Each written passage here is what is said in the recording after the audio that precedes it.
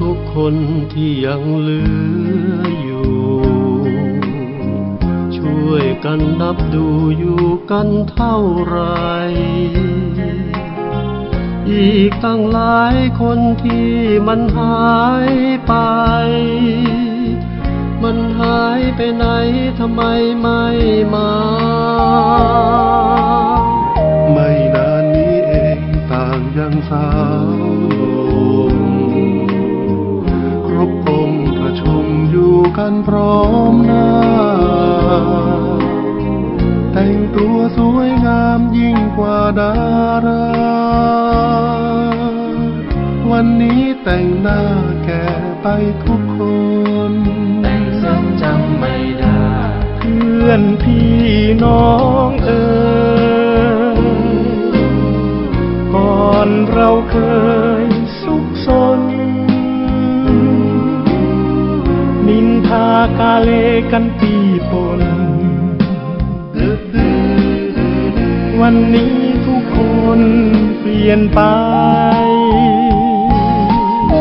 เพื่อนเราทุกคนที่ยังเหลืออยู่ลองนับดูช่วยกันคิดดูอยู่มาเท่าไรโปรดกันเสียนานไม่ผ่านเข้าใจ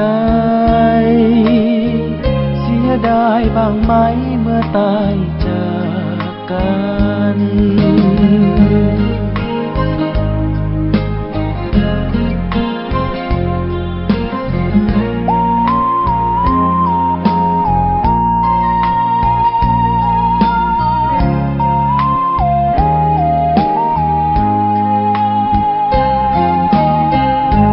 เพื่อนพี่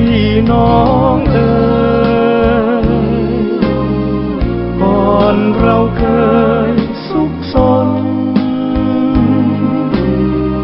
นินทากาเลกันปีปนวันนี้ทุกคนเปลี่ยนไปเพื่อนเราทุกคนที่ยังเหลืออยู่ลองนับดูช่วยกันคิดดูอยู่มาเท่าไรโปรดกันเสียนานไม่ผ่านเข้าใจเสียดายบ้างไหมเมื่อตายจากกัน